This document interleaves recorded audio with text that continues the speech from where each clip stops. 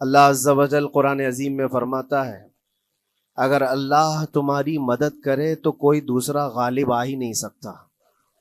ان ینصرکم اللہ فلا غالب لکم، تم پر کوئی غلبہ حاصل نہیں کر سکتا اگر اللہ تمہاری مدد کرے۔ وَإِن يَخْذُلْكُمْ فَمَنْ ذَا الَّذِي يَنصُرُكُمْ مِنْ بَعْدِهِ، اور آگے اللہ فرماتا ہے اور اگر اللہ تمہیں چھوڑ دے یا گرا دے تو کون ہے اس کے بعد جو تمہاری مدد کرے؟ کوئی ہے جو اللہ کے علاوہ تمہاری مدد کر سکتا ہے؟ جب نہیں ہے تو پھر آگے ہونا کیا چاہیے؟ وَعَلَى اللَّهِ فَلْيَتَوَكَّلِ الْمُؤْمِنُونَ، تو مومنوں کو چاہیے کہ وہ صرف اللہ پر بھروسہ کر کے رہیں۔ فتح، نصرت، مدد، یہ سب جو چیزیں ہیں بہت سارے لوگوں کے ذہن و دماغ میں ایسے ہے کہ فوراً آ جانا چاہیے۔ کوئی بھی فتح ہو، کوئی بھی مدد ہو، بغیر تمہارے اسٹرگل کیے ہوئے، بغیر مصیبت اٹھائے ہوئے نہیں ملے گی۔ اگر فتح و نصرت یوں ہی آپ کو روزانہ ملنے لگ جائے تو کیا رسول پاک صلی اللہ تعالی علیہ وسلم مدینہ طیبہ میں بیٹھ کر دعا کرتے تو ساری چیزیں فتح یاب نہیں ہو جاتی؟ آپ صلی اللہ تعالی علیہ وسلم کو بدر میں جانے کی ضرورت کیا پیش آتی؟ احد میں اپنے 70 جوان صحابہ کی شہادت پیش کرنے کی ضرورت کیا پیش آتی؟ اور اسی طرح سے خیبر ہو کہ حنین ہو کہ طائف ہو، کتنی جنگیں ہیں جس میں اپنی جان کی بازی لگائی صحابہ نے۔ سب سے بڑا معرکہ تو کربلا کا دیکھیں آپ، جہاں پورا کا پورا خاندان شہید ہو گیا ہے۔ تو فتح و نصرت بغیر قربانی کے اور بغیر تکلیف کے ایسی ہی آ جائے؟ آج کے زمانے میں ہم سوچ کر کے بیٹھے، ایسا نہیں ہوتا۔ اسلام زندہ ہوتا ہے ہر کربلا کے باہر، اور اللہ کی مدد آتی ہے، یہ بھی نہیں ہے کہ نہیں آئے گی۔ کچھ لوگ مایوس ہوتے ہیں، کچھ لوگ نروس ہو جاتے ہیں اور بھاگنے پر مجبور ہوتے ہیں۔ یہ امتحانات کی گھڑی ہوتی ہے۔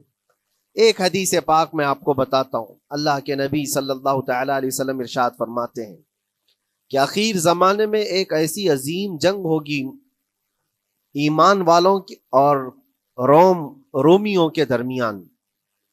کفار و مشرکین ہیں اور مسلمین ہیں۔ اس کو ملحمۃ الکبریٰ کہا گیا ہے، قیامت سے قریب ہونے والی یہ سب سے بڑی جنگ ہے۔ اسی سے آپ اندازہ لگائیں، اللہ کے حبیب صلی اللہ علیہ وسلم ارشاد فرماتے ہیں کہ اس میں کفار و مشرکین 80 جھنڈوں کے نیچے آئیں گے اور ہر جھنڈے کے نیچے 12,000 کی فوج ہوگی، جو تقریباً حساب کرنے پر 9,60,000 کی فوج بن جاتی ہے۔ اگر وہ مومنین سے مقابلہ کرنے کے لیے اتنی بڑی فوج ایک جگہ جمع ہوتی ہے تو پھر اس جنگ کا اندازہ کریں کتنی بڑی۔ اس کو الملحمۃ الکبریٰ کہا گیا ہے اس لیے کہ اس میں گوشت کے چھیتڑے اڑیں گے۔ ملحمہ جو کہا گیا ہے عربی میں کہ گوشت کے ٹکڑے ٹکڑے دیکھے جائیں گے، اس قدر اس میں جانے جائیں گی۔ اس جنگ کے متعلق جو اللہ کے حبیب صلی اللہ علیہ وسلم نے پیشین گوئی کی ہے، جو پہلے سے خبر دی ہے، وہ کیا ہے؟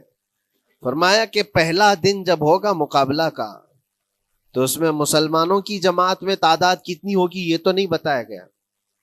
کفار و مشرکین کے تو بتایا ہے کہ 80 جھنڈوں کے نیچے آئیں گے، لیکن مسلمان اور مومنین جو لڑ رہے ہیں ان کی تعداد کا کوئی علم نہیں ہے ہمیں، لیکن یہ پتا ہے کہ ان میں سے 1/3، ایک پوری جماعت کا 1/3 حصہ میدان چھوڑ کر بھاگ جائے گا۔ جنگ میں سے وہ میدان چھوڑ کر بھاگ جائیں گے جب اتنی شدت کی چیز ہو رہی ہو، مصیبت آ گئی ہے، تکلیف آ گئی ہے، 1/3 میدان چھوڑ کر بھاگ جائیں گے۔ اور ان پر کیا فرمایا حضور پاک صلی اللہ علیہ وسلم؟ فرماتے ہیں وہ دنیا کے روئے زمین کے بدترین لوگ ہوں گے، ان کی توبہ بھی قبول نہیں ہوگی۔ وہ سب سے بدترین لوگ ہوں گے، پیٹھ دکھا کر جو نکل چکے ہیں۔ دوسرا مرحلہ آئے گا، دوسرا پڑاؤ، یہ ایک بہت سخت اسٹرگل کرنے والا میدان ہے، مصیبت اٹھا رہے ہیں، مشقت اٹھا رہے ہیں۔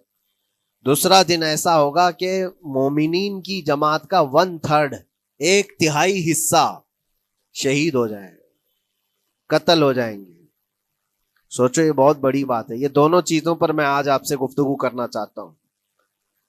1/3 حصہ میدان چھوڑ کر بھاگ جا رہا ہے، اور 1/3 حصہ قتل ہو گیا، شہید ہو گئے. بچے کتنے ہیں؟ 1/3. لاسٹ میں 1/3 حصہ بچا ہے. یعنی ایک میں اگر 3 پارٹ کریں تو 2 پارٹ تو ختم ہو گئے، 1 پارٹ بچا ہے. اور اللہ کے نبی صلی اللہ علیہ وسلم فرماتے ہیں اللہ رب العزت اس آخری 1/3 حصے کو فتح مبین عطا فرمائے گا. فتح تو ہے ان کی، فتح ہوگی ان کی، لیکن جو حصہ بچا ہوگا وہ آخر کا 1/3 حصہ ہوگا. اب اس پر مجھے عرض یہ کرنا ہے، مومنوں کو اگر فتح دیکھنا ہے، اللہ کی نصرت اور مدد دیکھنی ہے، تو یہ 2 چیزیں تو برداشت کرنی پڑیں گی. کون سی؟ پہلی چیز اپنوں کا چھوڑ کر بھاگ جانا، اور دوسرا اپنوں کا اپنے سامنے مر جانا. یہ دونوں چیزیں ہمیں دیکھنا پڑے گا. بہت سارے ایسے ہوں گے جو چھوڑ کر جا چکے ہوں گے، دامن چھڑا رہے ہوں گے، بھاگ چکے ہوں گے، اور کچھ وہ ہوں گے جو لڑتے لڑتے اپنی جان دے چکے ہوں گے. یہ دونوں بھی بہت سخت مسئلے ہیں میرے عزیزو. انسان کو یہ پگھلا دیتی ہیں چیزیں. اگر آپ کو ایسا لگے کہ میرے اپنے جاننے والے لوگوں میں سے کچھ لوگ مجھے چھوڑ کر بھاگ جا رہے ہیں، تو یہی انسان ٹوٹ جاتا ہے. اس کے دل کی کیفیت بدلنے لگ جاتی ہے، وہ پھر مایوسی کا شکار ہونے لگتا ہے. میری جماعت میں 100 لوگ تھے، 90 تو بھاگ رہے ہیں، 10 کیا کریں گے؟ اس کا اندر سے جو عزم تھا، حوصلہ تھا، وہ ڈاواں ڈول ہونے لگ جاتا ہے. اپنوں کا چھوڑنا یہ بہت بڑی آزمائش ہوتی ہے. وہ کسی بھی میدان میں آپ دیکھ لیں، کسی بھی میدان میں اپنے لوگ اگر چھوڑ دیتے ہیں تو یہ اس کے لیے آزمائش ہے بہت بڑی. اور دوسری آزمائش تو یہ ہے، بچے آدھے تھے، اس میں سے تو آدھے انتقال کر گئے. کبھی میرا عزیز دوست، کبھی میرا عزیز مشورہ دینے والا مشیر، کبھی بہت زیادہ مجھے سپورٹ کرنے والا، ایسے لوگ جب انتقال کرنے لگ جائیں تب پھر آدمی پھر ٹوٹ جاتا ہے. کچھ تو بھاگ گئے اور کچھ تو قتل ہو گئے. میں کیا کروں گا میرے عزیزو؟ جو اخیر میں بچنے والے لوگ جو ہوتے ہیں نا، وہ معمولی نہیں ہیں. وہ اللہ کی ذات پر سب سے زیادہ توکل کرنے والے لوگ ہیں. ان کو کوئی چیز ہٹا نہیں سکتی. اپنوں کی بے وفائی بھی ان کے قدموں میں لرزہ نہیں لاتی، اور اپنوں کا انتقال ہو جانا بھی ان کے حوصلوں کو نہیں توڑتا. تبھی جا کر کے اللہ تعالیٰ انہیں فتح مبین عطا فرماتا ہے. اور یہ چیز ملحمت الکبریٰ میں دیکھی جانے والی تھی، دیکھی جانے والی تھی، جو قیامت کے قریب ہونے والی جنگ ہے. لیکن میرے عزیزو، آج ہم نے اپنی آنکھوں سے یہ مشاہدہ کیا ہے غزہ کی سرزمین پر، فلسطین میں 15 مہینے کے بعد آج صہیونی حکومتیں اور یہودی غاصب حکومتیں صلح کرنے پر اور ایگریمنٹ کرنے پر مجبور ہو گئی. دنیا ان کے منہ پر تھوک رہی ہے. تم 50,000 سے زیادہ لوگوں کو قتل کر کے صرف 200 لوگوں کو چھڑانے کے لیے آج بھی فتح کا جشن منا نہیں پا رہے ہو، بلکہ پھر جھک کر کے ان کے ساتھ معاہدہ ایگریمنٹ کرنے پر مجبور ہو. یہ فتح ان بچوں کی نہیں ہے تو اور کیا ہے، ان مظلوموں کی نہیں ہے تو اور کیا ہے، جن کے پاس کھانے کو روٹی نہیں ہے اور پہننے کو کپڑے تک نہیں رہ گئے، ان کے علاج معالجے کے لیے دوائیاں نہیں رہ گئی، لیکن عزم اور حوصلہ ایسا ہے کہ اللہ ابھی ہمارے ساتھ. میرے عزیزو، ان کے توکل اور ان کے عزم کے متعلق یہ صرف اور صرف اخبار کی باتیں نہیں ہیں، سوشل میڈیا کی باتیں نہیں ہیں. مخبر صادق رسول کریم صلی اللہ علیہ وسلم نے 1400 سال پہلے ہی بشارت دی تھی. اللہ کے نبی صلی اللہ علیہ وسلم فرماتے ہیں کہ دمشق کے ابواب یا پھر بیت المقدس کے آس پاس رہنے والوں میں ایک جماعت ہمیشہ قیامت تک ایسی رہے گی جو حق کے لیے لڑتی رہے گی. حضور پاک صلی اللہ علیہ وسلم فرماتے ہیں حق کے لیے وہ لڑتی رہے گی، قیامت تک ایک جماعت ہوگی. اور ان کی فضیلت میں میرے آقا فرماتے ہیں کہ ان لا یضرهم خذلان من خذلهم، ان کو دھوکہ دینے والوں کا دھوکہ ان پر کچھ اثر نہیں کرے گا، یا پھر ان کو چھوڑ دینے والے یا ان کی بات نہیں کرنے والے، یہ سب چیزیں ان کو کچھ بھی ضرر نہیں پہنچائیں گی. میں اس سے قبل اسی مسجد میں آپ کے پاس اس حدیث کو دہرا چکا ہوں، بیان کر چکا ہوں. اللہ کے نبی صلی اللہ علیہ وسلم فرماتے ہیں ان کو کوئی چیز نقصان نہیں پہنچائے گی، دھوکہ دینے والوں کی دھوکہ دڑی ان کا کچھ نقصان نہیں پہنچائے گی. آپ ہو سکتا ہے سوال کریں، عمارتیں ٹوٹ کر راکھ میں بدل گئی، ہزاروں بچے قبروں میں سو گئے، کتنی عورتیں بیوہ ہو گئیں، کتنوں کے گھر اجاڑے گئے، کتنوں کے ہاتھ پیر توڑے گئے ہیں بمباری میں، وہاں پر کون صحیح سلامت رہا؟ 2 لاکھ کے قریب لوگ متاثر ہوئے، اور مولانا آپ کہتے ہیں حضور نے فرمایا حدیث میں ان کو کچھ نقصان نہیں ہوگا۔ یہ نقصان نہیں ہے تو اور کیا ہے؟ ہو سکتا ہے آپ کے ذہن میں یہ سوال گردش کر رہا ہو، آپ بار بار یہ سوچ رہے ہوں گے اللہ کے نبی نے فرمایا ان کو کوئی چیز نقصان نہیں دے گی، دھوکہ دینے والوں کی دھوکہ دڑی سے ان کا کچھ بگڑے گا نہیں۔ اتنا تو بگڑ چکا، پورا راکھ میں بدل گئے، علاج کرانے کے لیے دوائی تک نہیں ہے، تو پھر کیا؟ اللہ کے نبی نے کیا فرمایا کہ ان کو نقصان نہیں پہنچے گا، ان کو ضرر نہیں ہوگا۔ پھر یہ ساری تکلیفیں اور یہ ضرر کیا ہے؟ میں بتاتا ہوں میرے عزیزوں، جسم کا نقصان، جان کا نقصان، مال کا نقصان، جائیداد کا نقصان، یہ اللہ کے نبی نے نہیں فرمایا۔ یہ نقصانات مومن کے لیے کوئی معنی نہیں رکھتے، اگر ایمان سلامت ہے تو پوری کائنات سلامت ہے، اور یہ اللہ تبارک و تعالیٰ نے آج تک ان کے ساتھ رکھا ہے، ان کا ایمان محفوظ ہے، ایمان موجود ہے، جس کی وجہ سے یہ سارے نقصانات کچھ معنی نہیں رکھتے۔ اس لیے کہ یہ تکلیفیں، یہ جو ساری مصیبتیں آئی ہیں، اس پر تو اللہ تعالیٰ نے اجر عظیم کا وعدہ فرمایا ہے، اجر عظیم کا وعدہ فرمایا ہے۔ ہاں اگر ایمان ہی چلا جاتا تو پھر کون سی جنت ملتی، کون سی خوشبوئے جنت پاتے؟ کچھ نہیں ہوتا۔ ایمان سلامت ہے، جس کی وجہ سے انہیں دنیا میں بھی اللہ سرخروئی عطا فرمائے گا۔ ایک بھی جگہ سے کہیں ان نہتے مسلمانوں کو جو غریب مظلوم ہیں اور ٹوٹے پھوٹے ہاتھوں اور ٹکڑے پہنے ہوئے بچے ہیں، ان کو کوئی یہ نہیں کہتا کہ یہ ظالموں کے لوگ ہیں، بلکہ ہر کوئی یہ کہتا ہے ایک ظالم کے خلاف جس کے پاس دنیا کے سارے آئٹم پاور ہیں، لیکن یہ نہتے بچے کھڑے ہیں، دعائیں بھی ان کے ساتھ ہیں اور رحمت الہی بھی ان کے ساتھ ہے۔ سلام ہے ان غزہ کے مظلومین کو، اور وہاں تو بچے، مرد تو مرد، عورتیں، آپ نے سنا ہوگا ان جوان لڑکیوں کا، میں نے دیکھا تھا، وہ کہہ رہی تھی کہ ہم رات کو برقع پہن کر کے اور رات کو ہم حجاب پہن کر کے سو جاتی ہیں، اس لیے کہ بمباری میں جب گھر تباہ ہو جاتے ہیں، صبح لوگ لاشیں اٹھانے آتے ہیں تو کہیں ہم بے پردہ لاشوں میں نہ مل جائیں۔ سلام ان بہنوں کو۔ آج وہ عورتیں سبق لیں ان سے جن کو اللہ نے ہر طرح کی نعمتیں دی ہے۔ تمہارے گھر میں جائیداد بے پناہ ہے، مال و دولت بے پناہ ہے، کپڑے روز بدلنے کے لیے تمہارے پاس ہیں، سب رکھ کر کے تم عورتوں کو، آج ہم بازاروں میں جو بے پردہ دیکھتے ہیں، یہ شادی محلات میں ہر جگہ جو عورتوں کی بے حیائی اور بے پردگی دیکھ کر پھر میں سوچتا ہوں سلام ان بہنوں کو جو موت کی رات بھی حجاب ہٹانا نہیں چاہتی، اس لیے کہ دنیا سے جائیں تو اللہ کی بارگاہ میں حجاب کے ساتھ جائیں۔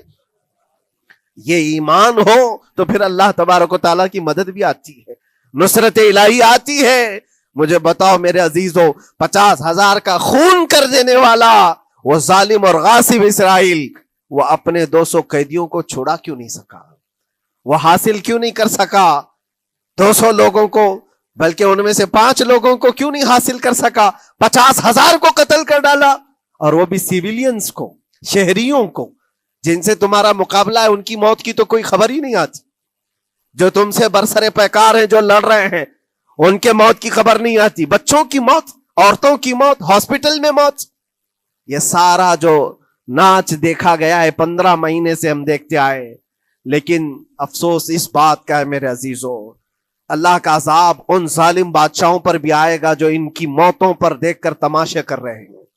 وہ اپنی عیاشیوں میں مصروف ہیں، وہ اپنے عیش قدوں میں شراب نوشی اور کباب خوری پر مصروف ہیں، اور ان بچوں کی تڑپتی ہوئی لاشوں پر وہ اپنی کرسیاں سجائے بیٹھے ہیں۔ وہ عرب کے ظالم بادشاہ کہاں ہیں جن کے گھروں میں سونے کے ٹوائلٹ بنائے گئے ہوں، جو سونے کی کرسی پر بیٹھ کر کے حکومت اور تخت بچھاتے ہوں؟ میرے عزیزوں، ان کی بھی پکڑ آنے والی ہے، آپ انتظار کرو، کیونکہ اللہ تعالیٰ قرآن میں فرماتا ہے وَسَيَعْلَمُ الَّذِينَ ظَلَمُوا أَيَّ مُنْقَلَبٍ يَنْقَلِبُونَ، ان قریب ظلم کرنے والے یہ پہچان لیں گے کہ اللہ ان کو کس پلٹی میں گرائے گا، وہ کس پلٹی میں، کس کھائی میں جا کر کے گریں گے۔ اندازہ کرو، ظالم صرف وہی نہیں ہے جو بمباری کرتا ہے اور قتل عام کرتا ہے، ظالم وہ بھی ہے جو تماشائی بن کر کے لوگوں کا سپورٹ کرتا ہے، ان لوگوں کو سراہتا ہے جو ظلم کر رہے ہیں۔ افسوس کا مقام ہے، وہ چیختے رہ گئے، چلاتے رہ گئے ہیں، اور پھر اخیر میں وہ بچوں نے پکار کر کے یہ بھی کہا ہمیں کسی جگہ سے مدد کی امید نہیں ہے، نہ ہمارے پڑوسی ملک سے، نہ کسی بہت بڑے مسلم بادشاہ سے. ہمیں امید ہے فتح کی اور مدد کی تو پروردگار عالم سے ہے. اور یقیناً مومنوں کے لیے اللہ نے یہی فرمایا وَعَلَى اللَّهِ فَلْيَتَوَكَّلِ الْمُؤْمِنُونَ، اور مومنوں کو چاہیے کہ صرف اللہ ہی پر بھروسہ کریں. میں نے دیکھا ہے میرے عزیزو، یہ دنیا صرف اور صرف لالی پاپ پکڑا سکتی ہے تمہیں. ان کے ہاں مدد کی کوئی گنجائش نہیں ہے. یہ ہمارے ساتھ کھیلتے ہیں، ان کے دلوں کے اندر سے رحم غائب ہے. یہ بچوں کی تڑپتی ہوئی لاشوں کو دیکھ کر کوئی آواز تک نہیں اٹھاتا. جو آواز اٹھانے والا اس کو کیس کر کے بند کر ڈالیں گے. جو بھی اگر مظلوموں کے لیے آواز اٹھائے، ان کا پرچم لہرائے، تو کتنے تو یہاں پر FIR ہو گئے، بند کر دیے گئے. کیوں؟ مظلوموں کے لیے آواز اٹھانا کیا یہ ہمارا رائٹ نہیں ہے، ہمارا حق نہیں ہے؟ تم ظالموں کے لیے علل اعلان بات کر سکتے ہو، ہم مظلوموں کی بات بھی نہیں کر سکتے. کیسی بات ہے میرے عزیزو؟ ہم جس دنیا میں جی رہے، اسی لیے میں آپ سے کہتا ہوں اٹھو وہ گر نہ حشر نہ ہوگا پھر کبھی. دوڑو کہ زمانہ چھال اپنی چل گیا. قوت عشق سے ہر پست کو بالا کر دو، دہر میں نام محمد سے اجالا کر دو. تمہارے پاس طاقت و قوت نام کی کوئی چیز ہے تو وہ ایمانی طاقت ہے. باقی کوئی چیز، کوئی طاقت و قوت تمہاری مدد نہیں کرے گی. وہ قوت ایمانی ہے جو بدر میں صحابہ کے ساتھ تھی. وہ قوت ایمانی ہے جو احد میں بھی صحابہ کے ساتھ تھی. وہ ایمانی طاقت و قوت کا جوش ہی ہے جو 4000 ہوتے تو 40,000 پہ بھاری ہوا کرتے تھے. وہ ایمانی طاقت و قوت ہی ہے جس پہ اللہ کی مدد اور نصرت آتی ہے. آج مومنو، آپ سب سے زیادہ اللہ پر توکل کرو، اللہ پر بھروسہ کرو.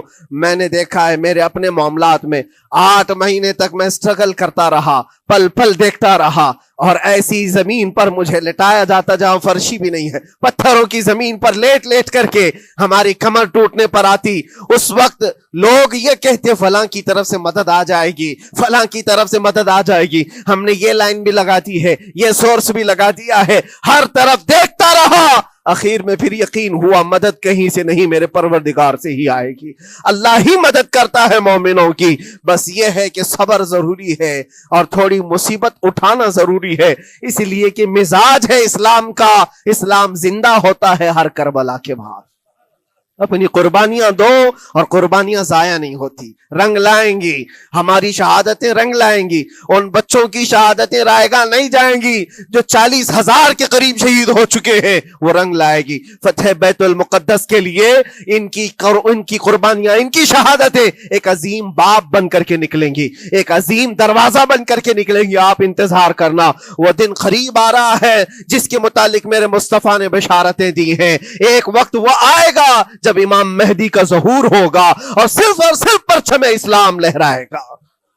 وہ دن آئے گا، یہ قربانیاں ضائع نہیں جائیں گی میرے عزیزوں. اور اللہ کریم نے قرآن میں فرمایا، آپ لوگ ڈرتے ہوں گے مولانا پھر سے یہ ساری چیزیں بول رہے ہیں، ان کو برا لگے گا، ان کو برا لگے گا، بہتوں کو برا لگے گا. یہ میری بات نہیں، قرآن کہتا ہے وَلَوْ كَرِهَ الْكَافِرُونَ وَلَوْ كَرِهَ الْمُشْرِكُونَ. اللہ قرآن میں فرماتا ہے یریدون لیطفئوا نور اللہ بافواہہم. لوگ تو چاہتے ہیں اللہ کے چراغ کو اپنے منہ کے پھونکوں سے بجھا دیں، اللہ کے چراغ کو اپنے منہ کے پھونکوں سے بجھا دیں. اللہ کا چراغ اسلام ہے، اللہ کا چراغ یہ قرآن ہے، اللہ کا چراغ رسول پاک کی ذات ہے. اور ظالم یہ چاہتے ہیں اپنے منہ کے پھونکوں سے اس چراغ کو بجھا دے. اور قرآن کہتے ہیں واللہ متم نورہ، اللہ تعالیٰ اپنے نور کو، اپنے چراغ کو مکمل کر کے رہے گا اور پوری دنیا میں غالب آ کر رہے گا. آخر میں یہ جملہ اللہ نے فرمایا، اگرچہ کافر یہ بات ناپسند کرتے ہوں، اگرچہ مشرک یہ بات ناپسند کرتے ہوں، میں نہیں کہہ رہا، اللہ کہہ رہا ہے یہ بات تو بری لگے گی ہی. ایسا کیوں بولتے ہیں؟ اس لیے کہ یہ ہونے والا ہے جو قرآن نے کہا. یاد رکھو، زمین اوپر جا سکتی ہے، آسمان نیچے آ سکتا ہے، لیکن میرے رب کا فرمان کبھی ٹل نہیں سکتا. جو قرآن نے کہا ہے وہ ہو کر رہے گا، اور اسی پر ایمان ہم سب مومنوں کی شان ہے، ہم سب مومنوں کی شان ہے. بس آپ کے لیے ذمہ داری یہ ہے، آؤ ان برائیوں کی وادیوں سے جس میں پڑے ہوئے ہو. نوجوانوں سے میں گزارش کرتا ہوں، تمہاری نمازوں کا حساب کر لو، تمہارے اپنے اعمال کا حساب کر لو. اللہ کی مدد کو پکارتے ہو تو یقیناً اپنے چہرے صاف تو کر لو، اپنے دلوں کو پاک تو کر لو، اپنے اعمال، اپنی پیشانیوں کو مسجدوں کے سجدوں سے سجا تو لو. پھر مانگنے میں تمہیں ایک مزہ بھی آئے، ایک لطف بھی آئے، رحمان کی بارگاہ میں ہاتھ اٹھائیں تو آپ کو لطف بھی آئے اپنے لیے بھی اور مظلومین کے لیے بھی، مانگنے میں مزہ تو آئے۔ لیکن جب آج ہاتھ اٹھاتے ہیں تو پھر یہ دل میں بات آتی ہے، فجر تو قضا کر کے سویا تھا، عشاء تو پڑھا نہیں تھا، اور میرے حالات یہ ہیں، حرام کھایا ہوا ہے، کسی کا مال غصب کیا ہوا ہے، ان تمام معاملات کو لے کر کس طرح سے ہاتھ اٹھاؤ گے اللہ کی بارگاہ میں؟ پہلے اپنے آپ کو پاک کر لو میرے عزیزو، جب صاف ستھرے ہو جاؤ تو پھر اللہ کی مدد بھی آئے گی۔ اس لیے کہ دنیا میں ہم نے دیکھا ہے، صاف پیالہ لے کر کے آؤ گے تو دودھ بھی ڈالا جا سکتا ہے اور مٹھائی بھی دی جا سکتی ہے، لیکن پیالے میں ہی کیچڑ بھر کر کے لاؤ تو دودھ دینے والا کیا اس میں دودھ ڈالے اور مٹھائی دینے والا کیا اس میں مٹھائی ڈالے؟ یہ تو دنیا والوں کا دستور ہے، بلا تشبیہ و بلا تمثیل۔ اپنے پاک دلوں کو لے کر اللہ کی بارگاہ میں جاؤ تو فوراً تمہارے لیے مدد بھی آ جائے، فوراً مدد بھی آ جائے۔ اللہ کریم ان غزہ کے نہتے اور مظلوم مسلمانوں کی فتح کو سدا قائم و دائم رکھے، اور ان کے ٹوٹے پھوٹے بکھرے گھروں کو اللہ تعالیٰ پھر سے آبادی عطا فرمائے، ان کے کمزوروں کو مولا طاقت و قوت عطا فرمائے، ان کے شہیدوں کو مولا اجر عظیم نصیب فرمائے، ان کی بیواؤں کو مولا صبر جمیل عطا فرمائے، ان کے یتیموں کو مولا طاقت و قوت عطا کرے، ان کی مسجدوں کی آواز اور ان کی گونج کو مولا پھر سے بلندی عطا فرمائے، اور ان کے صبر اور ان کے استقامت اور ان کے حوصلے کو مولا پورے دنیا کے مومنین کے دلوں میں قائم عطا فرمائے، ان کے ہر طرح کے حوصلے، ان کے صبر اور ان کے مجاہدانہ استقلال کو مولا ہم سب کے لیے ذریعے نجات عطا فرمائے، ہماری نسلوں کے لیے اللہ تعالیٰ ایک سبق آموز حکایت عطا فرمائے۔ مولا کریم تیرے دربار میں دعا ہے، ہم سب کو بزدلوں کی جماعت سے نجات عطا فرما، مولا ہم کو منافقین اور مشرکین اور کافرین کے وسوسوں اور ان کے تمام فتن و شرور سے محفوظ فرما دے،